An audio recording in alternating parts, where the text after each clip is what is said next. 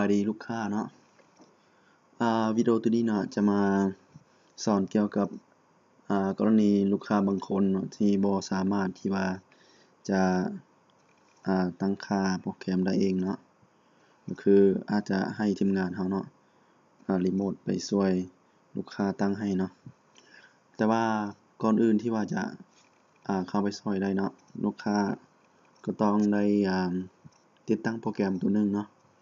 ก็คือโปรแกรมชื่อว่า TeamViewer นี่เนาะโดยข้าพเจ้าเนาะจะให้ลิงก์การดาวน์โหลดโปรแกรมนี้ให้ลูกค้าเนาะหลังจากที่ว่าลูกค้าคลิกที่ลิงก์ข้าพเจ้าให้เนาะแล้วมันจะออกมาในหน้าเว็บของ TeamViewer เนาะแล้วเฉพาะตัวนี้เนาะจะใช้ในคอมเท่านั้นเนาะเพราะว่าในคอมมันจะค่อยสะดวกกว่าอยู่ในโทรศัพท์เนาะเวลาตั้งค่าแล้วเนาะหลังจากว่าลูกค้าเข้ามาในหน้าของโปรแกรม TeamViewer แล้วเนาะลูกค้าเลือกเอาประเภทนะคืออาจจะมีบางคนใช้โน้ตบุ๊กทั่วไปที่ใช้ระบบปฏิบัติการ Windows เนาะหรือว่าบางคนอาจจะใช้ Mac ของ Apple เนาะหรือว่า Windows Linux นะให้ลูกค้าเลือกเนาะเอาตามประเภทเนาะถ้าว่าใช้ Windows เนาะก็จะติ๊กอยู่ Windows เนาะถ้าว่าใช้Mac เนาะลูกค้าก็ติ๊กอยู่ Mac เพื่อจะไปดาวน์โหลดโปรแกรมเนาะให้มันเข้ากับ Windows เนาะMac เนาะเราก็ให้ลูกค้าเลื่อนลงมาหน่อยนึงเราจะเห็นปุ่มดาวน์โหลดเนาะให้คลิกดาวน์โหลดอยู่นี่เนาะแต่ว่าของข้าพเจ้าเนาะจะเป็น Windows เนาะข้าพเจ้าก็จะดาวน์โหลดตัว Windows เนาะ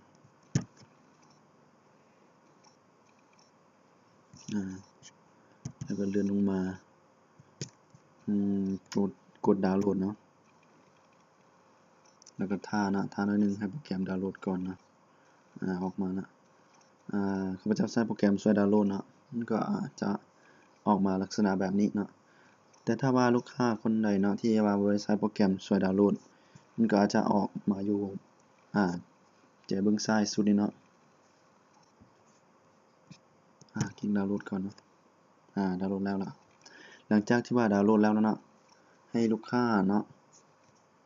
คลิกถ้าว่ามันลูกค้าบ่ได้ใช้โปรแกรมช่วยเนาะให้ลูกค้าคลิกใส่ตัวโปรแกรมที่มันอยู่ข้างๆนี่แหละเนาะแต่ว่าของข้าพเจ้าจะใช้โปรแกรมดาวน์โหลดเพราะฉะนั้นข้าพเจ้าจะคลิกเปิดเลยเนาะคลิกเปิดขึ้นมาเลยเพื่อจะติดตั้งเนาะแล้วตัวทำอิฐนะให้ลูกค้าเลือกเอาแต่ basic installation ก็ได้เนาะแล้วตัวที่2นี่เนาะให้เลือก personal เนาะจากนั้นเนาะให้กดยืนยันแล้วก็จบนะ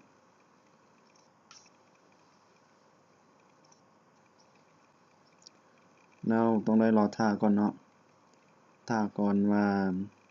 จนว่าโปรแกรมติดตั้งสำเร็จเนาะแล้วหลังจากนั้นเนาะจึงค่อยว่ากันใหม่นะเดี๋ยวท่าให้มันติดตั้งไว้ก่อน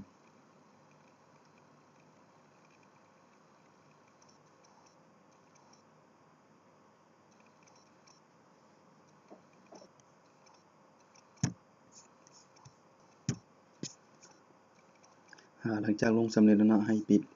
ตัวลงเนาะแล้วหลังจากนั้นเนาะก็ให้ไปเปิดอยู่ในแท็บเมนูเนาะแล้วก็สอบหาตัว TeamViewer เนาะแล้วคลิกเปิดออกมาโอเคเนาะแล้วหลังจากนั้นเนาะให้ท่านส่งUID เนาะตัวรหัส ID กับตัว password นี่เนาะมาให้ทางทีมงานของพวกเราเนาะแล้วท่านต้องเปิดโปรแกรมตัวนี้ปาไว้คือแบบนี้เนาะ